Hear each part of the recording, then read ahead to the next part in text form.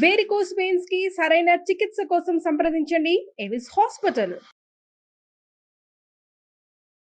నమస్తే రమగారు. నమస్తే జయ. రమగారు, మనకి ఈ నెలలోనే పోలి పాఠ్యం ఉంది, పోలీస్ వర్గారోహణ.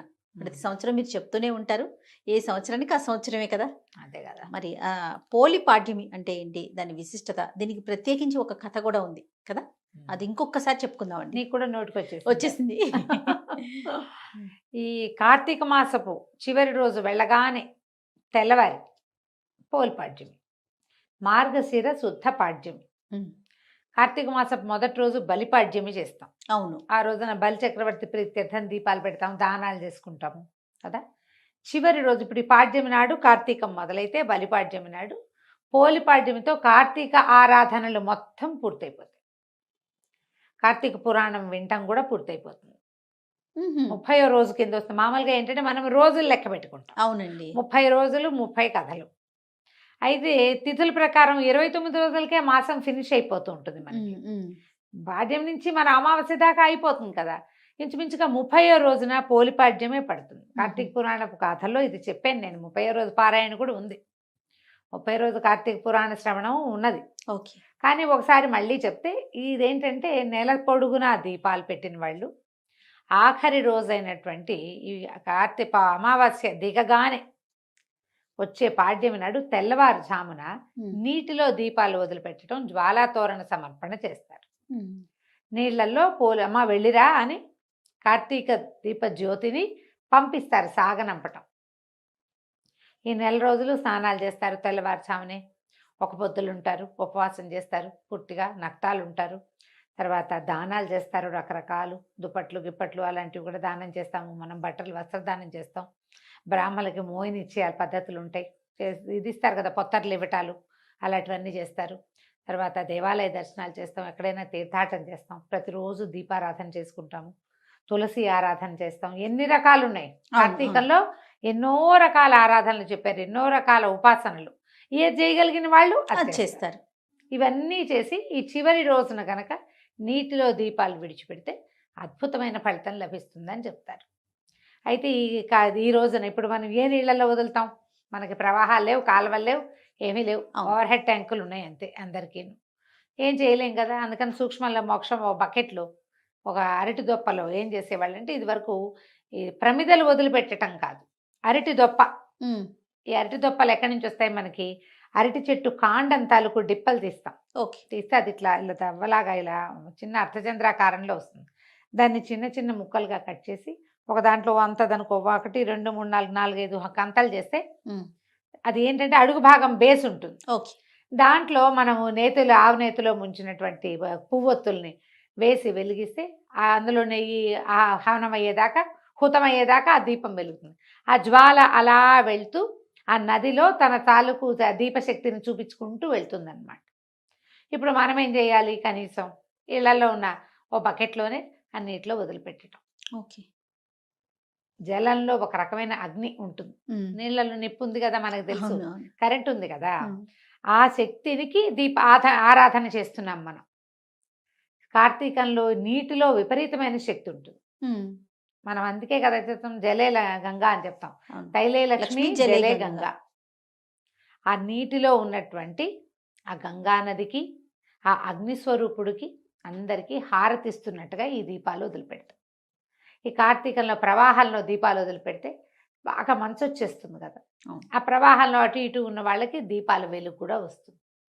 ఆ దీపం వల్ల వచ్చేటువంటి కాస్మిక్ ఎనర్జీ, ఒక రకమైన ఇది వస్తుంది కదా, దీపశక్తి, అది మన నుంచి ముందుకెళ్తుంది అన్నమాట. మన జీవశక్తిని పెంచుకుంటూ వెళ్తుంది. అందుకోసమని చేసేవాళ్ళం. మనకు అవకాశం లేదు కాబట్టి బకెట్లో అయినా వేసుకోవటం. ప్రవాహాల్లో వదిలిపెట్టేవాళ్ళు పాత రోజుల్లో చేసేవాళ్ళు. మా వాకిట్లో చెరువు ఉంది కదా, మా ఊళ్ళో చేసుకునేవాళ్ళు చెరువులో వదిలిపెట్టడం. చెరువులో ఎంత చెరువు ఇటు నుంచి అటు వెళ్తుంది. కాలువల్లో వదిలితే చాలా మంచిది, నదీ ప్రవాహాల్లో వదిలితే మంచిది, విశేషమైన ప్రయోజనం లభిస్తుంది. దీనికి అనుబంధంగా ఒక చిన్న కథ చెప్తారు. పోలమ్మ పోలి కథ, పోలి స్వర్గారోహణ చేసిన కథ అని చెప్తారు. స్వర్గారోహణం చేయటం అంటే ఎప్పుడు చేస్తారు? మరణించాక, కాలం చేశాక ఆమెకి కాలం తీరిపోయిందని అందుకే స్వర్గారోహణం చేసిందని ఒకటి చెప్తారు. బొందితోటే స్వర్గారోహణ చేసిన శరీరంతో వెళ్ళిపోయింది అని ఒక కథ చెప్తారు. మనం ఏ కథ అయినా చెప్పుకోవచ్చు. ఈ పోలి అనే అమ్మాయి ఒక రజక కుటుంబంలో ఆఖరి కోడలు. మిగిలిన వాళ్ళంతా కొంచెం గద్దరి వాళ్ళు, తెలివైన వాళ్ళు. పోలి మెతకది, భక్తురాలు. ఆ అమ్మాయికి ముందు నుంచి దేవుడికి దండం పెట్టుకోవటము, ఏదైనా మంచి పని చేయటము అవి ఉండేవి. ఇప్పుడు వీళ్ళంతా కూడా ఏంటంటే ఈ నిత్య పూజా విధానాలు లేని కాలం అది. ఓ ఈ కథాకాలము రోజువారీ దీపారాధన చేయటం, రోజువారీ భజన చేసుకోవటం, రోజువారీ పూజలు, గుళ్ళోకి వెళ్ళటాలు అవి లేవు. అందరూ గుళ్ళోకి వెళ్ళే రోజులు కూడా కావు. ఓ ప్రత్యేకంగా కార్తీక మాసం ఆరాధనా మాసంగా ఉండేది ఆ కాలంలో. అప్పుడు ఏం చేసేవాళ్ళు, ఈ ఇంట్లో దీపాలు గీపాలు లేక వీళ్ళు నదీ తీరానికి వెళ్ళిపోయి నదిలో స్నానం చేసి నది ఒడ్డునే దీపారాధన చేసుకుని కార్తీక దామోదర ప్రీత్యర్థం దీపారాధన మహంకరిచి అని ఎవరన్నా అయ్యగారు మంత్రం చెప్తే చెప్పినట్టు, లేకపోతే దేవుడికి తమకు చేత వచ్చినట్టుగా దండం పెట్టుకుని స్నానం చేయటం, దీపం పెట్టడం. కార్తీకంలో ఇంకా ఏమీ లేదు, స్నానాలు దీపాలు అంతే. అయితే ఈ ఇంటిల్లిపాది వెళ్ళేవాళ్ళు. ఇప్పుడు ఇంటిల్లిపాది వెళ్ళిపోతే తెల్లవారు మళ్ళీ వెనక్కి తిరిగి వచ్చేసరికి ఎండెక్కి వస్తారు. అప్పుడు దీపావళి పని ఎట్లా ఇంట్లో? అందుకని మెతగతగా ఉన్నటువంటి పోలిని ఇంట్లో విడిచేసి ఆ అమ్మాయి తాలూకు 4-5 తోడుకోడళ్ళు, అత్తగారు వెళ్ళిపోయేవాళ్ళు. ఈ పిల్ల కూడా తను కార్తీక స్నానం చేయాలని అదని ఉండేది మనసు. కానీ అది అవకాశం లేదు. ఇంట్లో ఉన్న నీళ్ళే పోసుకొని గంగా గంగా అని గంగాదేవిని తలుచుకుని దండం పెట్టుకునేది. మామూలుగా కొంచెం శ్రద్ధాశక్తులు ఉన్న పిల్ల. వీళ్ళకి రోజువారీ పూజా విధానాలు ఉన్నట్టు కథలో చెప్పరు. ఆ కథాకాలం కూడా అలాంటిది కాదు. ఈ నెలలోనే చేసుకునేవాళ్ళు. 4 రోజులు వాళ్ళు ప్రతిరోజు వెళ్ళిపోయారు. ప్రతిరోజు పాలు దిగి, గొడ్లకు మేత ఎయ్యి, వెన్న దిగి, అది దిగి, ఇది దిగి అని చెప్పేవాళ్ళు. అయితే చివరి రోజైన ఈ పాడ్యమి నాడు, అదేంటి అమావాస్య వెళ్ళిపోయింది. ఆ అమ్మాయి అమావాస్య ఉందనే భావించింది. అమావాస్య వెళ్ళిపోతాం, వీళ్ళంతా వెళ్ళిపోయారు దీపాలు పెట్టుకోవడానికి. ఈ అమ్మాయి ఏమనుకుందంటే, ఇంట్లో ఉన్నాం, కనీసం ఇక్కడైనా దీపం పెట్టుకుందాం వీళ్ళు వచ్చే లోపలని ఏం చేసింది, ఇక అత్తగారన్నీ తలుపులు వేసుకుంటుంది. వాళ్ళ ఇంట్లో దీపారాధనకి వ్యవహారాలు ఏమీ లేవు.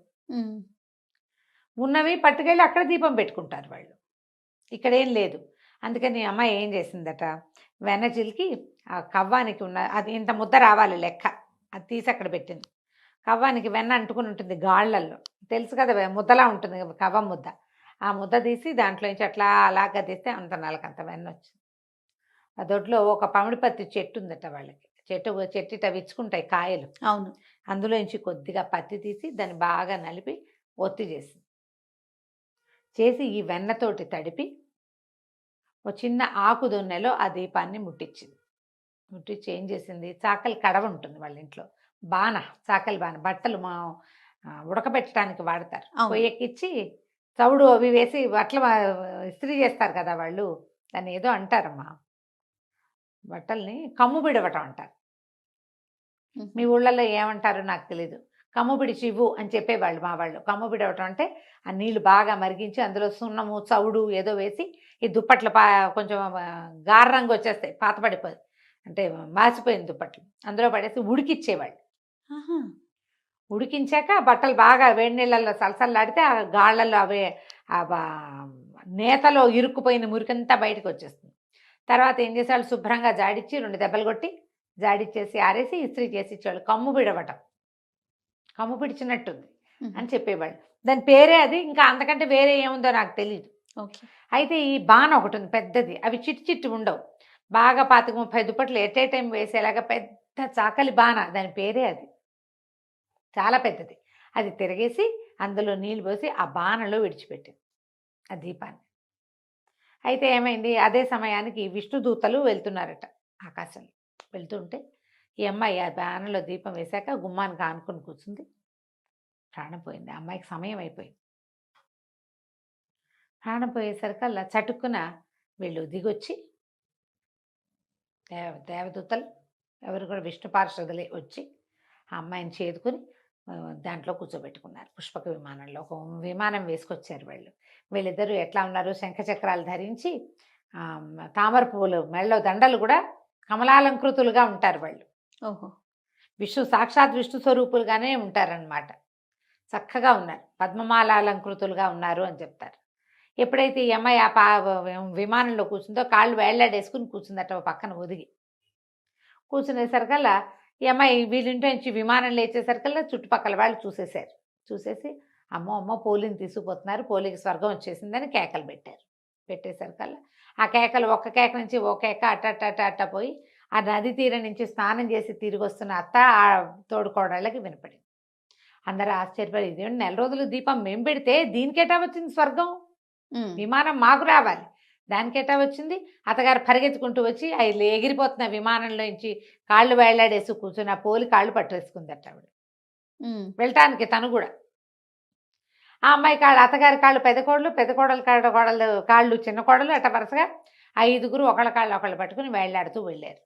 పైకి వెళ్ళారు కొంతమేరకి. వెళ్ళేసరికల్లా ఈ దేవదూతలు ఇద్దరు ఉన్నారు కదా, విష్ణు పార్షదులు ఇద్దరు చూసి, ఈ అమ్మాయికి అవకాశం ఉంది మీకు అవకాశం లేదని అత్తగారి చేతుల మీద ఒక దెబ్బ కొడితే మొత్తం అంతా గుంపంతా కింద పడిపోయారు. పోలీస్ వర్గానికి వెళ్ళిపోయింది. అది మార్గశిర శుద్ధ పాడ్యమి, అమావాస్య వెళ్ళిపోయిన మరుసటి రోజు. ఆ రోజున అమ్మాయికి స్వర్గారోహణ లభించింది.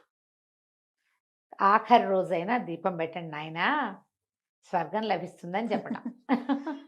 చివరి రోజున 4 రోజులు చేయలే, పాడ్యం నాడైనా పెట్టండి కనీసం, అంతే. ఆఖరి రోజు కార్తీక ఆరాధనలు ముగిసిన రోజునైనా మనం ఇట్లా జ్వాలాతోరణంగా కాకపోయినా ఒక దీపంగా అయినా పెట్టి కార్తీక దామోదర ప్రీత్యర్థం ఒక నమస్కారం చేసుకుంటే అదైనా ఫలితాన్ని ఇస్తుంది. అది మాత్రం ఎందుకు మానేయాలి? మనం ఏం చేస్తాం, 4 రోజులు పెట్టుకున్న వాళ్ళు ఆ రోజు పెట్టుకుంటారు. ఏ రోజు పెట్టుకోలేని వాళ్ళు ఈ రోజు అయ్యో కార్తీక మాసం అయిపోయిందని అమావాస్య నాడు అనుకోకర్లా తెల్లవారి పొద్దున్నే పెట్టండి దీపం. తప్పకుండా. దీన్నే కార్తీక పోలిపాడ్యమి స్వర్గారోహణ కథ ఇదే చెప్తారు. ఆమెని జీవించి ఉండగానే తీసుకుపోయారని ఓ కథ చెప్తారు. జీవించి ఉండగానే తీసుకెళ్తే ఆ అమ్మాయి కాళ్ళు వీళ్ళంతా పట్టుకున్నారు. అప్పుడు కూడా ఇదే ఓకే. ఆ అమ్మాయి జీవించి ఉండగానే స్వర్గం లభించింది, లేదా స్వర్గం అని చెప్తారు. విష్ణు పార్షదులు వచ్చారని చెప్తారు పురాణంలో. ఆమెకు అవకాశం లభించింది. ఎందుకంటే శ్రద్ధ, ఆసక్తి, భక్తి, ఈ మూడిటి వల్ల ఎంత అవకాశం ఉంటే అదేదో బ్రహ్మాండం పగలు తీసే పూజ కాకపోయినా చిన్నది కనీసం అందుబాటులో ఉన్న చిన్న దీపం పెట్టి, దేవుడా ఇదంతా నీ వల్ల అని ఒక దండం పెడితే చాలదు, అంతే. అదైనా చాలు. ఆ ఒక్కరోజైనా చేతనైనంత చిన్న దీపమైనా పెట్టి నమస్కారం చేసుకోమని. ఇప్పుడు ఆ రోజు ఈ కథ వినాలా రమ్మగారు? ఈ కథ వినాలి, ఈ కథ తలుచుకుంటే మంచిది. సంతోషం. ఇంకా ప్రత్యేకించి మనం చేయాల్సిన పూజా విధానం ఏమన్నా ఉంటుంది? ఏమీ లేదు, దీపం పెట్టడమే ప్రధానం. అంతేనా? అంతే. తప్పకుండా రమ్మగారు. నమస్తే. నమస్తే.